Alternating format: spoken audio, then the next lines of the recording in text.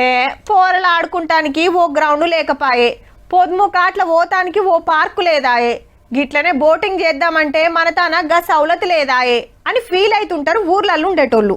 పట్నంలోనంటే అటు ట్యాంక్ బండు ఇటు దుర్గం చెరువుకు పోతే మంచిగా ఎంజాయ్ చేయొచ్చు. ఈ నడుమ కొత్త చెరువులు ముస్తాబ్ చేస్తే ఆడసుత పబ్లిక్ బగ్గా పోయేస్తున్నారు. జెప్పుండే గీళ్ళకు సుత గా భాగ్యం రాబోతుందిలా. అటు ఇటు చక్కటి చెట్లు, నడుమిట్ల వాకింగ్ ట్రాకులు, పోరలకు ఆటలు, పక్కకే ఫుడ్ కోర్ట్లు.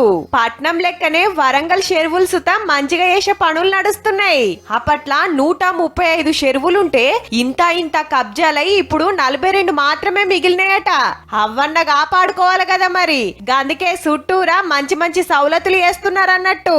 చెర్ల గుర్రపు డెక్క తీసేసుడు, పూడికలు తీసుడు, పబ్లిక్ కోసం తీరొక్క సౌలతులు వేసుడు నడుస్తుంది. ఆహ్లాదకరమైనటువంటి వాతావరణం లేకుండా ఇరుకు ఇండ్లు ఇరుకు గల్లీల్లో ఉంటున్నటువంటి వాళ్ళకు చెరువుల దగ్గర ఏర్పడేటువంటి బండులు అనేటి చుట్టూ చెట్లను పెంచి ఆహ్లాదకరంగా నీటి ఒడ్డున సుందరీకరణ పనులు చేయడం వల్ల ఈ వీకెండ్స్ లో కానీ ఇతరత్ర వాళ్ళు వెళ్ళి ఆహ్లాదంగా గడపడానికి కూడా 380 ఎకరాలున్న భద్రకాళి చెరువు చుట్టూరా 90 కోట్లతోటి డెవలప్మెంట్ పనులు చేస్తున్నారు. నడిమిట్ల బోటింగ్, ఐలాండ్, గ్లాస్ బ్రిడ్జి ఇవన్నీ వస్తాయట. అట్లనే కడమై కూడా తేటగా వేస్తున్నారు. పర్యావరణ కేంద్రంగా ఇది చేస్తే జనాలు కూడా ఆరోగ్యంగా ఉంటారు.